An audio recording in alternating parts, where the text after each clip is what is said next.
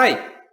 In today's video we're going to talk about KLM, Embraer and the E2. Like, subscribe and share.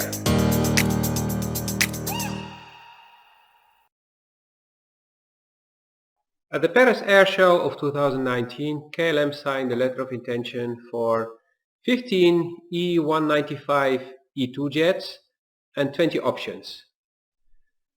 A few months later, on November 12th, the same year, KLM firmed the order and increased the number of orders to 21, leaving only 14 as options. The same aircraft, of course. KLM will configure them with 132 seats. They will all be leased this time. 10 will be coming from ICBS, a Chinese lessor, subsidiary of the Industrial and Commercial Bank of China, and 11 will come from Aircastle, which is a US-based lessor. The leasing is interesting because it's a trend that we see more and more. KLM used to purchase most of the aircraft, but in the past few decades they started changing this and they started leasing more. To be clear, the E-jets will go to the regional division of KLM, which is KLM Cityhopper. They have the same logo, but on the aircraft they put the name Cityhopper. It used to be also part of the tail, but that's gone now. KLM Cityhopper currently has 32 E190s with an average age of 8.1 years, and all but 7 are leased. It also has 17 E175 with an average age of 2.5 years. KLM's E190s are equipped with 100 seats and the 175s are equipped with 88 seats.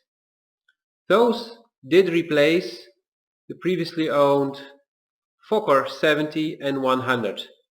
To be exact, 22 Fokker F100 and 26 Fokker F70. And before that, KLM Cityhopper did own the Fokker 50, 23 of them, and the Saab 340B, 2 of them.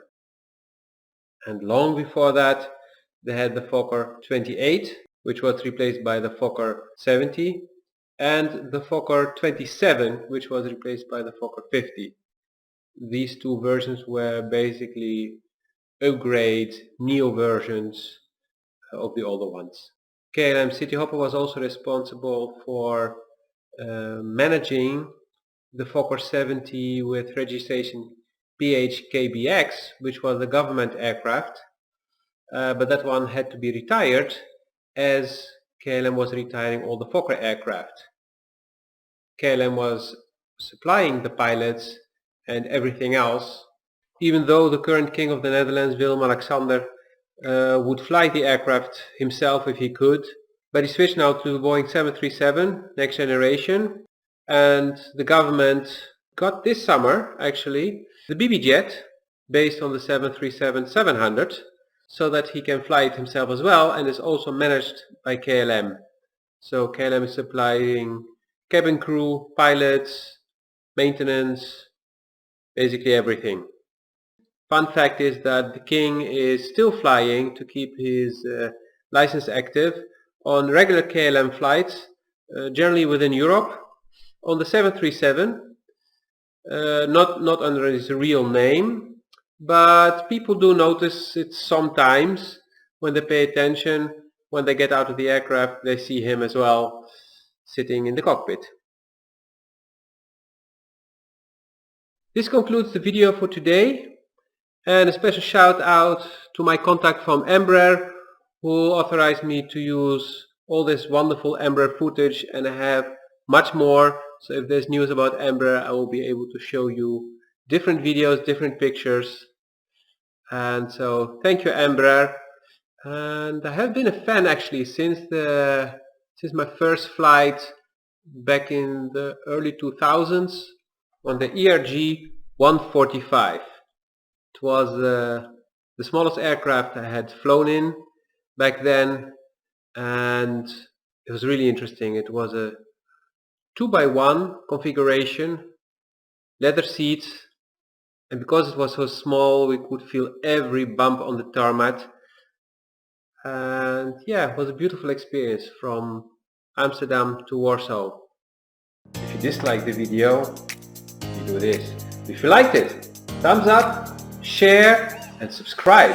Also, check out my Patreon page. There you can support me and get access to exclusive content. Get more. Check it out in the link below.